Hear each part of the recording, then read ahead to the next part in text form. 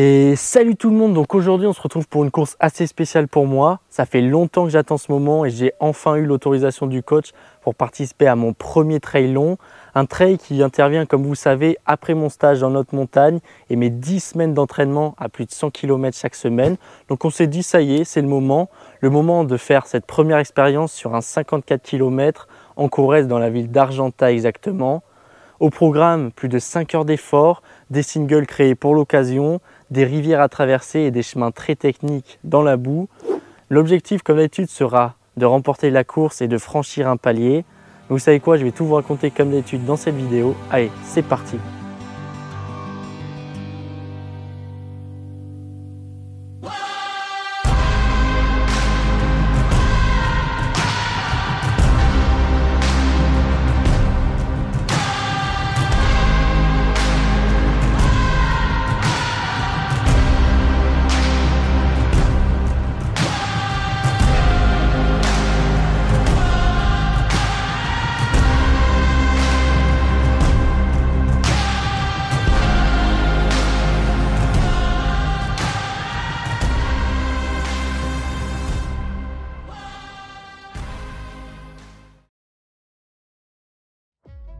Et oui, un premier pas dans le trail long et j'ai décidé de réaliser cette course pas loin de chez moi, vu que la ville d'Argentat se trouve seulement à 1h30 de la maison.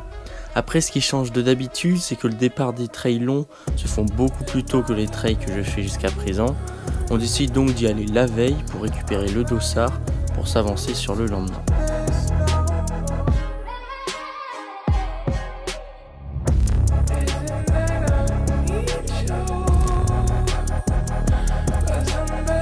Et une fois le dossard récupéré, on se rend dans le petit bungalow qu'on a loué pour l'occasion et qui se trouve à seulement 10 minutes du départ. On a aussi le temps de repérer quelques kilomètres du départ et de s'apercevoir du temps catastrophique qui est en train de transformer les chemins secs en chemins boueux.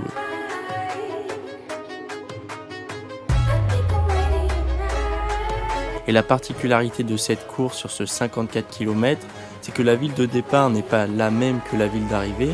On partira ainsi de la ville que vous avez vue de Saint-Bonnet-les-Tours de Merle pour arriver sur la ville d'Argentat quelques heures plus tard.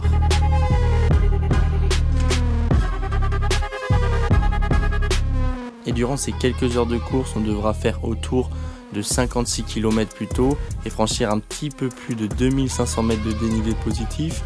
Une course, comme je l'ai dit, plutôt casse-pattes avec des petites montées-descentes permanentes et des singles très techniques dans les racines et rochers au bord des rivières et autour des gorges de la Dordogne. Et on aura même l'occasion de traverser plusieurs fois des rivières pour se rafraîchir un petit peu et se nettoyer de toute la boue qui se sera accumulée dans nos chaussures.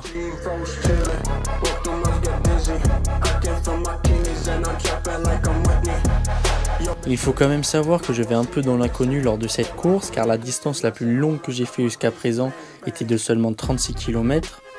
Et lors d'un effort comme ça qui dure plus de 5 heures, il n'y a pas que la performance physique comme paramètre à prendre en compte, il faut savoir aussi bien gérer la course tant au niveau de l'alimentation et lisser correctement son effort pour éviter de se mettre tout de suite dans le rouge. Et c'est pour ça qu'avant d'aller au lit, je prépare et je calcule à peu près l'alimentation et la boisson que je consommerai durant toute la course.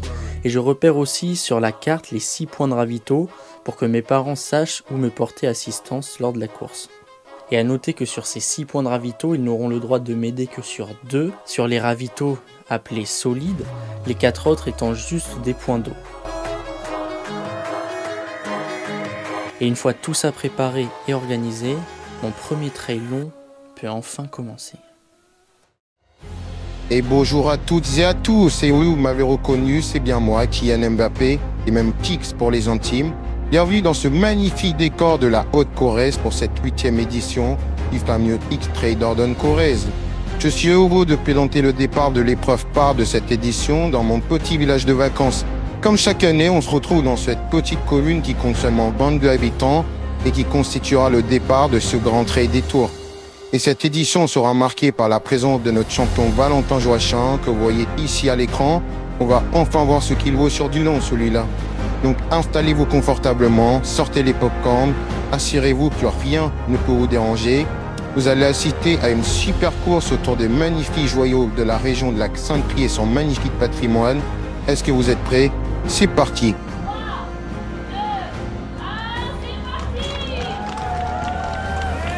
Et oui, ça y est.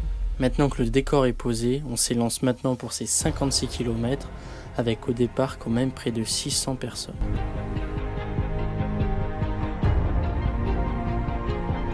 Et sur ce premier kilomètre, on doit effectuer une boucle autour du village pour que des groupes se détachent et que personne ne se gêne dans les premiers singles.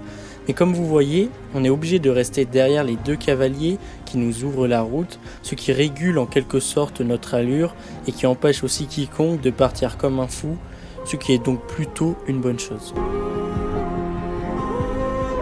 Mais bon, au bout de ce premier kilomètre qu'on aura quand même fait en 4 minutes, les chevaux s'écartent enfin, laissant place à la course.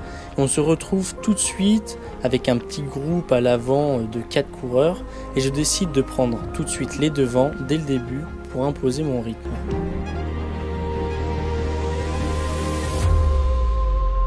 Et tout de suite, dès le deuxième kilomètre, on rentre dans la forêt et au départ de la course, j'avoue que j'avais la crainte que les chemins et les singles seraient gadoueux à cause du mauvais temps qui persiste depuis 3 jours. Et même encore ici, le jour de la course, avec une petite brumasse qui accompagnait le départ. Mais j'ai été agréablement surpris de voir tout de suite que les chemins étaient plutôt secs et qu'on tenait assez bien dessus avec des chaussures de trail. En même temps ici, j'ai fait le choix de courir avec les Pulsar Trail Pro de chez Salomon. Une chaussure donc plutôt dynamique et qui accroche quand même bien les chemins.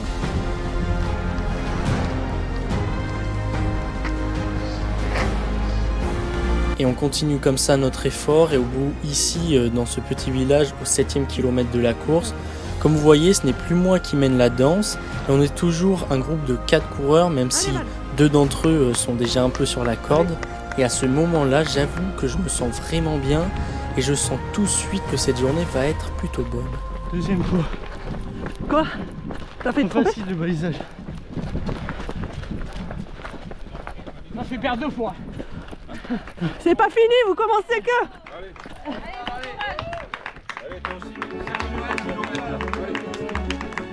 Et oui, comme je signale à ma mère, on s'est déjà trompé plusieurs fois sur le balisage et c'est pour cette raison que j'aime bien mener la course car je pense que je suis quelqu'un qui se repère plutôt bien et qui regarde beaucoup autour de lui. Donc je décide de repasser devant pour éviter qu'on se perde à nouveau et qu'on arrête de perdre du temps pour rien. Et à partir de ce moment-là, on enchaîne pas mal de parties techniques et des chemins créés juste pour l'occasion, où il est vraiment difficile d'avancer sur un bon rythme. Et malgré ça, je vois que dès que ça monte un petit peu, déjà je me sens incroyablement bien, merci au stage de haute montagne je pense, et ensuite je vois que personne n'arrive à me suivre. À tel point que la montée juste avant le premier ravito, je décide, malgré les 40 km qui restent, à imposer un rythme soutenu, et on se retrouve ainsi à 2 à ce premier ravito, après 17 km de course.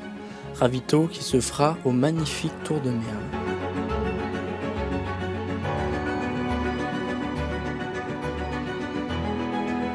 Allez mon fils, l'escalier.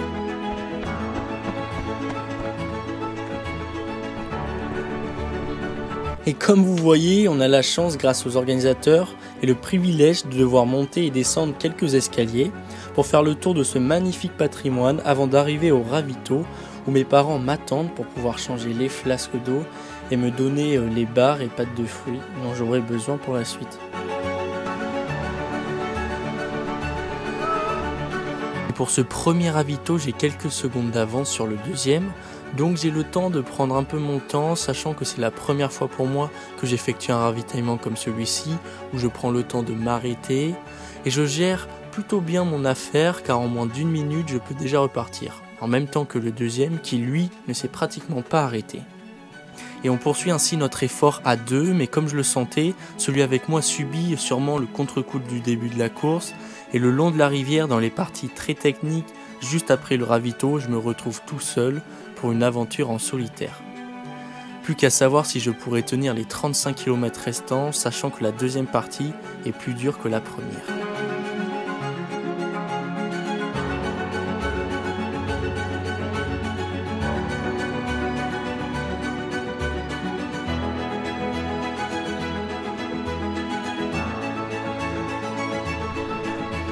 Il a été 3 fois dans l'eau. Et comme vous avez entendu, la particularité de ce trail, c'est qu'à certains endroits des cordes avaient été installées pour pouvoir traverser des rivières, ce qui donc nous obligeait à rentrer dans l'eau, parfois même jusqu'à la hanche, et je peux vous dire que l'eau ici ne devait pas dépasser les 10 degrés. Mais bon, après tout, c'est un mal pour un bien, car tout le monde le sait, le froid c'est bon pour la récup. Et moi je continue mon petit bonhomme de chemin, et en plus sur un bon rythme, et j'arrive à bien m'alimenter et à boire correctement, et c'est bien l'une des premières fois. Et les kilomètres défilent donc plutôt vite jusqu'au 35e kilomètre à peu près, là où il y a le deuxième ravito dans le village de la Vialette. Et ce village de la Vialette marque le dernier ravito du parcours, et tout comme le premier, mes parents m'attendent pour me porter assistance. Et je vais vous faire part de ce que j'ai décidé pour les ravitaux. Je précise bien sûr que c'est ma première expérience, donc je suis très loin d'être un expert de l'alimentation et de la boisson. Cette course me sert juste de test pour voir ce qui me convient en courant. Donc j'ai décidé de partir avec dans mon sac au départ une pâte de fruits, une compote, une banane, un gel, une barre énergétique et une flasque d'eau de 500 ml d'eau et aussi une flasque d'eau de 500 ml de boisson énergisante. Et donc mon objectif étant de boire et manger tout ça entre chaque ravito, donc à peu près tous les 20 km, et de re-remplir mon sac une fois vide avec exactement la même chose aux 2 ravitaillements solides de la course. A noter aussi qu'aux 2 ravitaux, je buvais un demi-verre de coca pour la partie, on va dire, plaisir. Et comme vous avez vu, je me suis pas trop éternisé au ravito parce que je savais pas trop l'avance que j'avais sur le deuxième, donc je n'ai pas trop pris mon temps. La fin commence à se rapprocher. Ici, il ne reste plus que 15 km, même s'il reste les côtes les plus dures à faire. Mais bon, ça fait maintenant 40 km que je cours en un peu moins de 4 heures. La forme est encore là, donc je ne ralentis pas et je poursuis sur un bon rythme.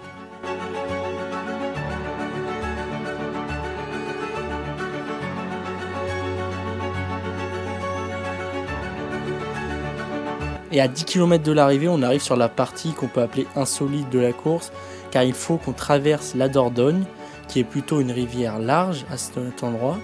Et pour ce faire, des canoës nous attendaient, ce qui est plutôt peu commun sur une course, et pas mal entre nous car ça nous permettait quand même de se reposer quelques minutes. Mais bon, les 2 dernières côtes du parcours me font vraiment mal, et bon, fallait bien que ça arrive à un moment. Sur les 5 derniers kilomètres, je ralentis un peu pour éviter de me faire mal, car je vois que la lucidité commence à me faire défaut. Mais après avoir fait toute la course devant et 40 km en solitaire, je vois enfin la ville d'Argenta et la ligne d'arrivée se profile.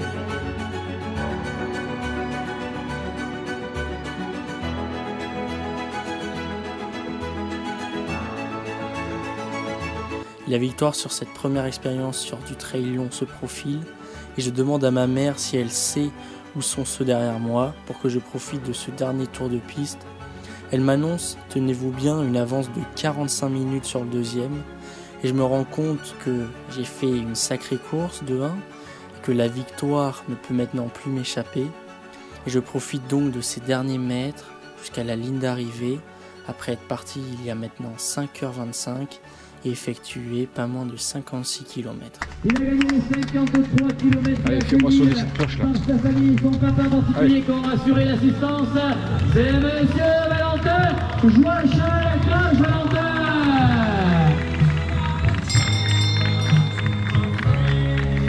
Station, mon Valentin. Viens voir Valentin. Une super course donc, qui me donne des idées plein la tête. Cette première expérience est plus que prometteuse pour la suite et me permet de faire un premier pas dans le monde du trail long. J'espère que cette vidéo vous aura plu. Mon chemin qui reste à parcourir est encore bien long, mais se dessine quand même peu à peu. Vous verrez tout ça dans les prochaines vidéos avec des nouvelles courses longues qui arrivent très vite dès la semaine prochaine et qui comptera notamment pour une qualification à l'UTMB 2024 sur la fameuse course de l'OCC. Ce sera l'objectif. Allez, ciao!